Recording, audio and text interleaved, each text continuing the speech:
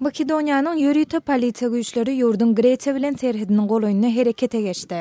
Makedoniýa ýurda girmäsi inen şan bosgunlary we beýleki migrantlara gaýtawl hökmüni adatdan daşar ýagdaý ýylan etdi. Makedoniýanyň polisiýasy serhedi ýapandan soň müňlerçe migrant bir gijäni Gevgeliýa şäherçesiniň golaýynaky Grek we Makedon serhetleriniň arasynda geçirdi.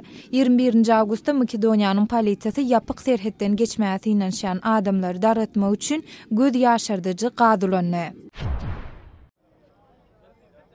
Pakistanyň Demirada Kunwatarnaky Peşawar şäherine ýolawçy awtobusynyň batgaly ýolda taýmagy netijesinde adından 30 adam yaralandy. Bu waka 21-nji awgustda ýagşyň güýçli ýagan mahaly boldy. Mundan bir günden başlan güýçli ýagyn regionda silin gelmegine we ziýan zepere sebäp boldy. Pakistanyň resmileri agyr howa şertleri sebäpli adından 5 adamyň ölendigini we başga 14 çysynyň yaralanandygyny habar berýärler. Siz Azatlyk radiosynyň şuňky täzelikleri bilen tanış boldunuz.